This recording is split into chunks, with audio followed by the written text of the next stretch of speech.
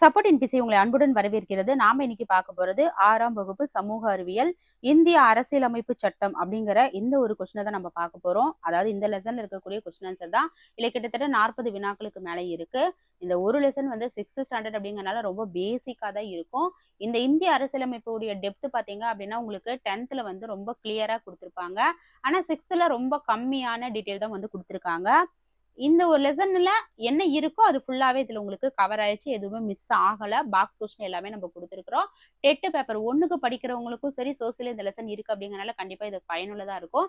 Dead paper 2ல social major படிக்கிறவங்களுக்கு இது ரொம்ப ரொம்ப இம்பார்ட்டன்டான ஒரு டாபிக். அதனால ஸ்கிப் பண்ணாம ஃபுல் வீடியோவும் பாருங்க.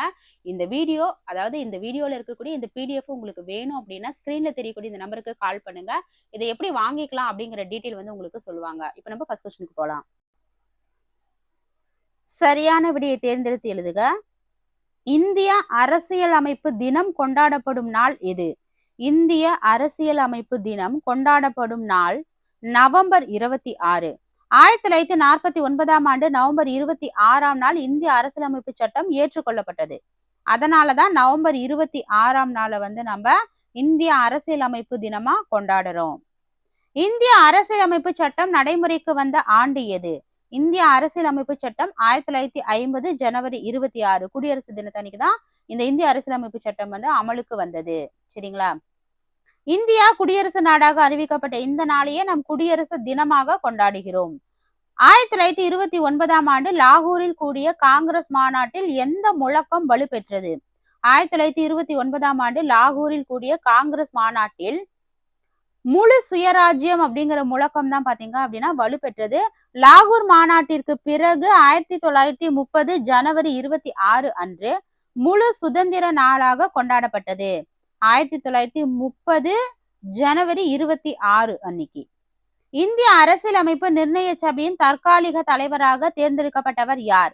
தற்காலிக தலைவர் பாத்தீங்க அப்படின்னா டாக்டர் சச்சிதானந்த சின்ஹா. நிர்ணய சபையின் முதல் கூட்டம் 1946 டிசம்பர் 9ஆம் நாள் நடைபெற்றது. நிர்ணய சபையின் முதல் கூட்டம் 1946 டிசம்பர் 9இல் நடைபெற்றது. இந்திய அரசியலமைப்பு நிர்ணய சபையின் தலைவராக தேர்ந்தெடுக்கப்பட்டவர் யார்? தற்காலிக தலைவர் வந்து சச்சிதானந்த சின்ஹா. நிரந்தர தலைவர் பாத்தீங்க அப்படின்னா டாக்டர் ராஜேந்திர பிரசாத். சச்சிதானந்த சின்ஹா தற்காலிக தலைவராக இருந்தார். பின்னர் டாக்டர் ராஜேந்திர பிரசாத் நிரந்தர தலைவராக தேர்ந்தெடுக்கப்பட்டார். இந்திய அரசியலமைப்பு சட்ட வரைவு குழுவின் தலைவராக இருந்தவர் யார்?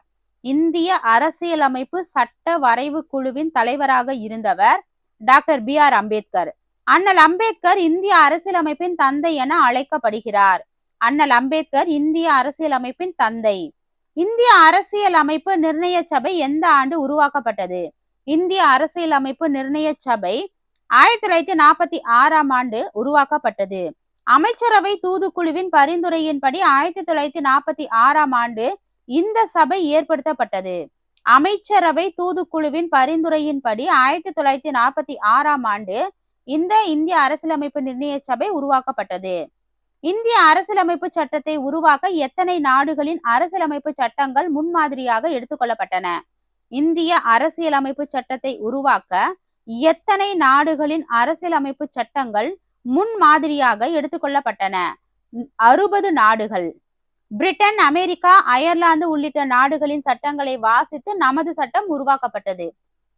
மொத்தம் 60 நாடுகளுடைய அரசியலமைப்பு சட்டத்தை எல்லாத்தையும் ஆய்வு செஞ்சு அதை முன்மாதிரியா எடுத்துக்காட்டா வச்சுக்கிட்டு தான் நம்ம இந்திய அரசியலமைப்பு சட்டம் உருவாக்கப்பட்டது. அது எத்தனை நாடுகள்னு கேட்பாங்க. 60 நாடுகள். இந்திய அரசியலமைப்பு சட்ட வரைவு மீது இறுதி செய்வதற்கு முன்னதாக சுமார் எத்தனை திருத்தங்கள் மேற்கொள்ளப்பட்டன? இந்திய அரசியலமைப்பு சட்ட வரைவு இறுதி செய்வதற்கு முன்னதாக சுமார் எத்தனை திருத்தங்கள் மேற்கொள்ளப்பட்டதுன்னா 2000. விரிவான விவாதங்கள் நடத்தப்பட்டு சுமார் 2000 திருத்தங்கள் செய்யப்பட்ட பின்னரே இறுதி வடிவம் பெற்றது. இந்திய அரசியலமைப்பு சட்டம் அந்த புக்கு லா புக்கு எழுதின உடனேயே எல்லாரும் ஏத்துக்க கிடையாது. அதுல நிறைய விவாதங்கள் நடந்தது. என்னெல்லாம் மாற்றங்கள் செய்யணும்னு சொல்லி நிறைய திருத்தங்கள்லாம் கொண்டு வந்தாங்க. அந்த திருத்தங்களுடைய எண்ணிக்கை பாத்தீங்கன்னா 2000 திருத்தங்கள்.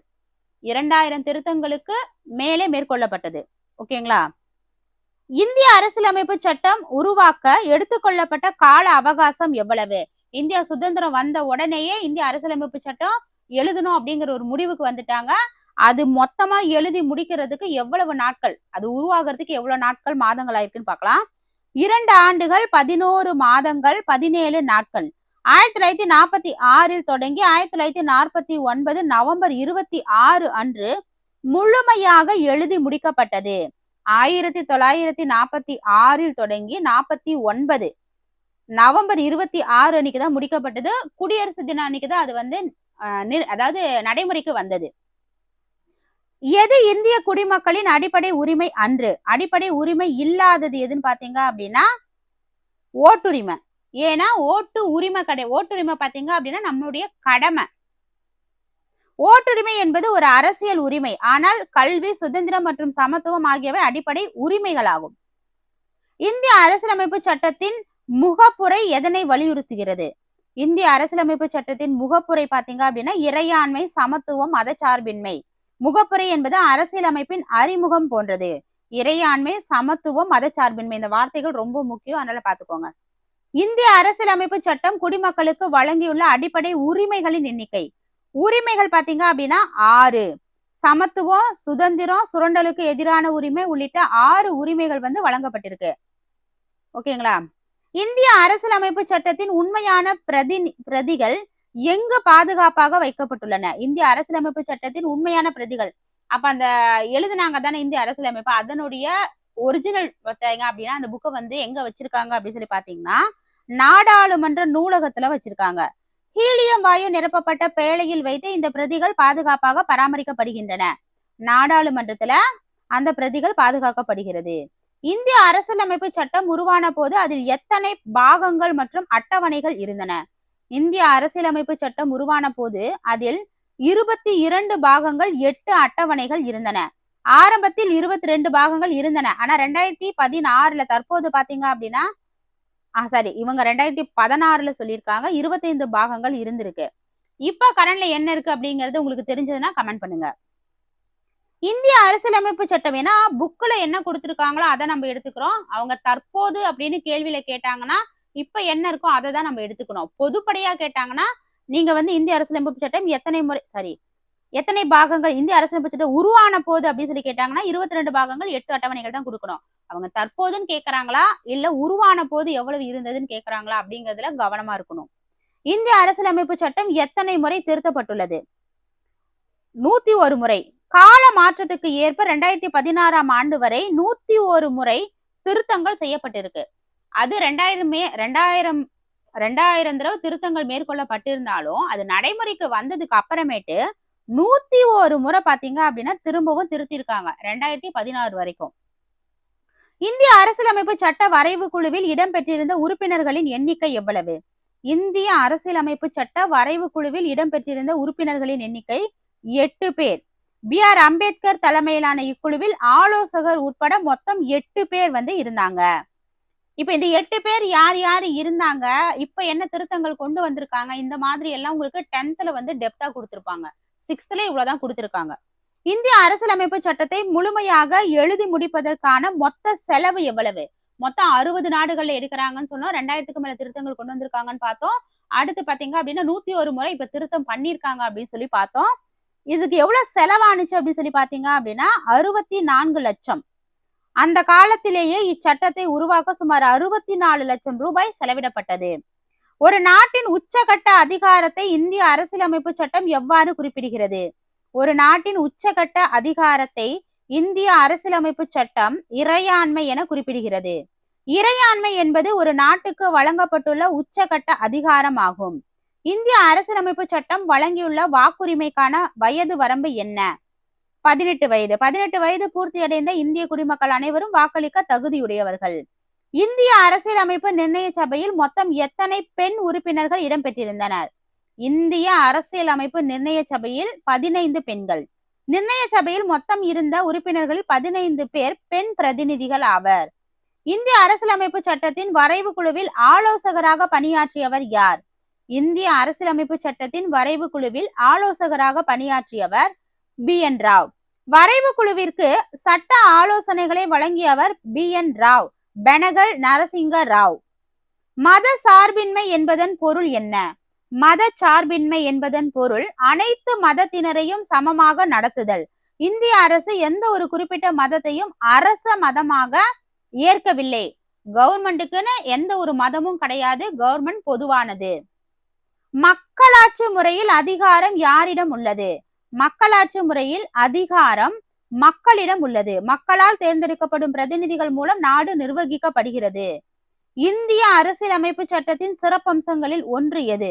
இந்திய அரசியலமைப்பு சட்டத்தின் சிறப்பம்சங்களில் உலகின் மிக நீளமான எழுதப்பட்ட அரசியல் அமைப்பு. இது நெகிழும் நெகிழா தன்மை கொண்டது அப்படின்னு சொல்லி இருக்கு. இந்திய சட்டம் உலகின் பல்வேறு நாடுகளின் சிறந்த அம்சங்களை கொண்டது.